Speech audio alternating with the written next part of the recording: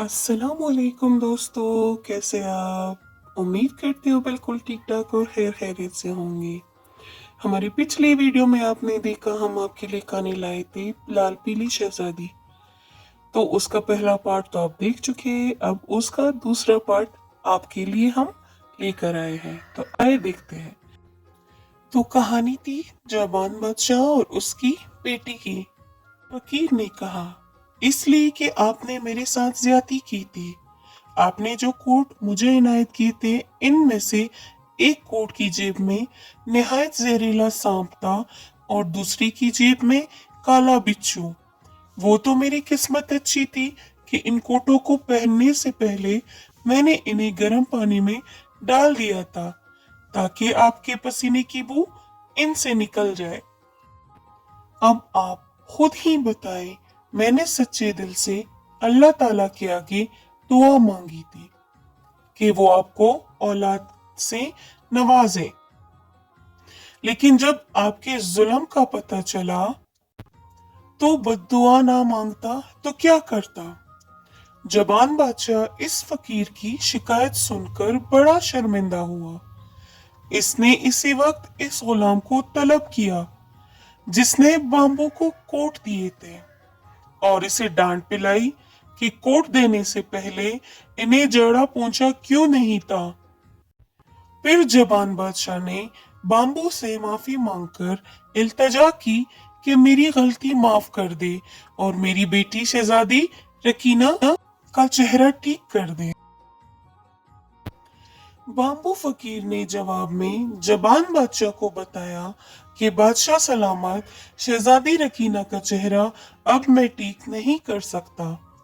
इसका चेहरा तभी ठीक होगा जब जोशो पहाड़ के ऊपर वाकिया चश्मे के पानी के साथ इसका चेहरा धोया जाएगा, और इसके लिए जरूरी है कि आप अकेले ही शहजादी रकीना को लेकर जोशो पहाड़ पर जाए। रास्ते में आपको बेशुमार तकालीफ और सख्तियां बर्दाश्त करना पड़ेंगी, मगर आपका काम है कि हिम्मत ना हारे और आगे बढ़ते चले जाए। जबान बादशाह ने बाम्बू फकीर के मुंह से शहजादी रकीना का इलाज सुना तो इसी वक्त जोशो पहाड़ पर जाने की तैयारी करने लगा। जब तैयारी मुकम्मल हो गई तो अगले दिन वो जोशो पहाड़ की सिमत रवाना हो गया। शहजादी रकीना को पिलाने के लिए इसने बहुत सा दूध भी साथ ले लिया। 2 दिन और 2 रातें लगातार सफर करने के बाद वो जो ही जोशो पहाड़ की हदूद में दाखिल हुआ, इस पर गिद्धों ने हमला कर दिया। सफेद और काले रंग के ढेर सारे गिद्ध बार बार इस पर झपटने लगे। जबान बादशाह इनके हमलों से बचने की खातिर तलवार घुमाता तो वो ऊपर आसमान की तरफ उड़ जाते, मगर थोड़ी देर बाद दोबारा भयानक आवाजें गले से निकालकर इस पे झपट पड़ते।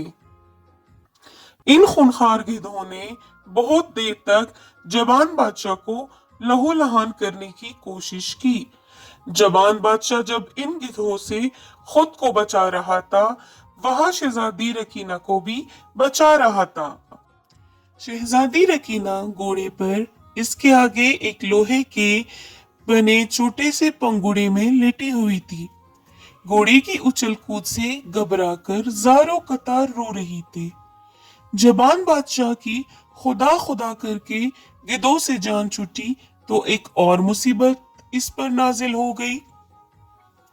वो छोटे छोटे बंदर थे जो इधर उधर के दरख्तों से जबान बादशाह पर छलांगे मारते और इसके घोड़े को जख्मी करके दूसरी तरफ भाग जाते थे। जबान बादशाह गो बूढ़ा हो गया था, लेकिन बेटी की मोहब्बत ने इसमें बेहद ताकत और जोश पैदा कर दिया था, जिसकी वजह से वो लगातार बंदरों का तलवार के जरिए मुकाबला करता रहा। आखिरकार बंदरों का इलाका भी खत्म हो गया, जिस पर जबान बादशाह ने सुख का सांस लिया। इसने नीचे उतर कर जख्मी घोड़े के जख्म साफ किए और इन पर मरहम लगाकर दोबारा अपने सफर पर रवाना हो गया।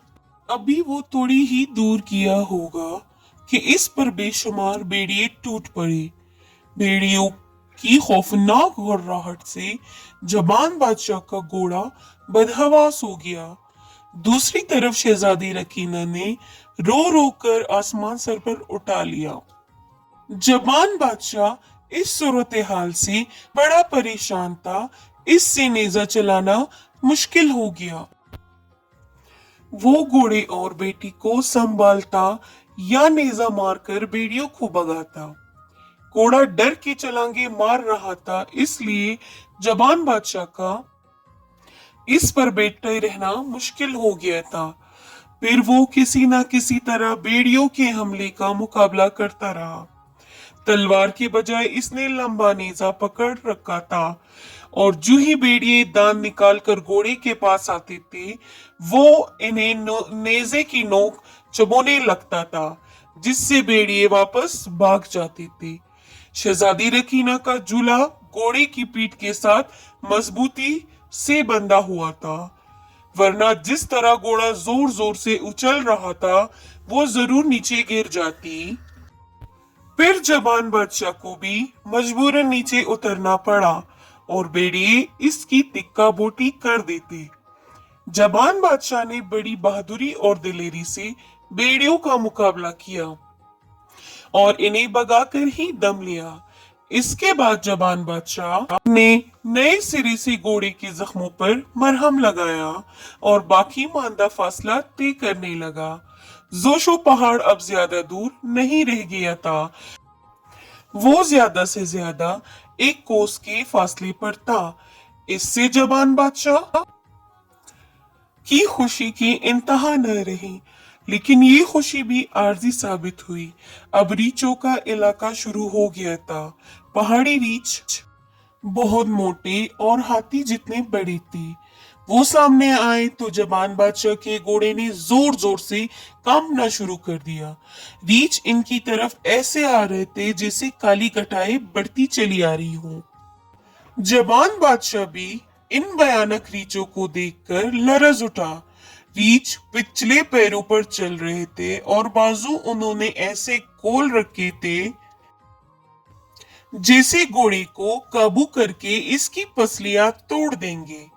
जबान बादशाह का घोड़ा दौड़ना भूल गया था और रीछों के खौफ से एक ही जगह रुककर जोर जोर से कांप रहा था।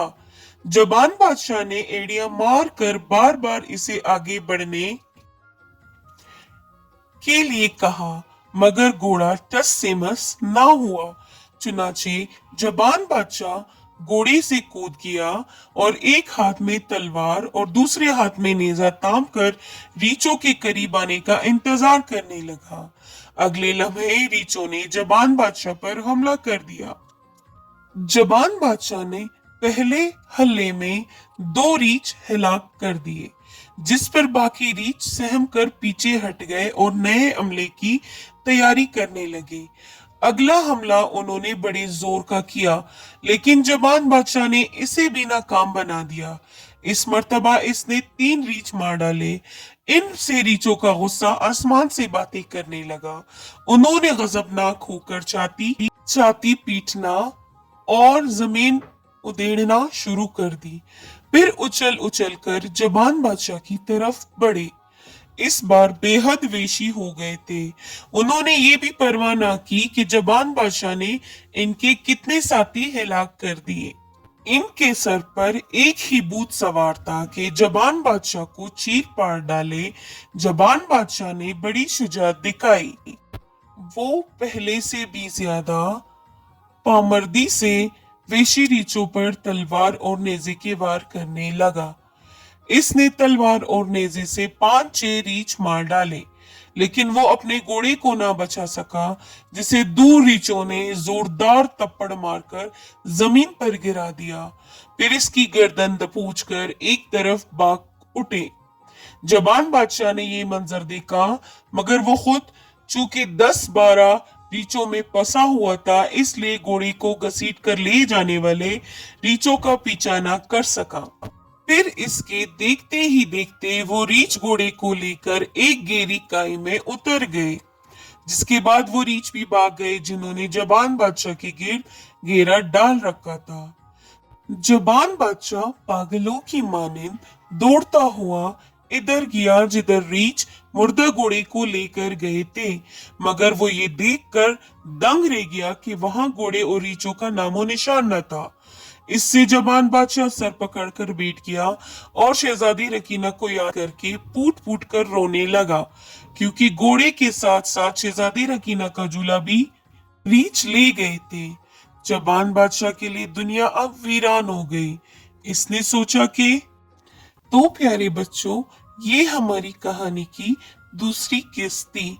अब इसकी तीसरी और आखिरी किस्त आपको अगले वीडियो में मिलेगी। उसके लिए आपको हमारा चैनल सब्सक्राइब करना पड़ेगा। तो देखते रहिए और सुनते रहिए प्यारी प्यारी कहानियां प्यारे प्यारे बच्चों के लिए। इजाजत चाहते हैं। अल्लाह हाफिज।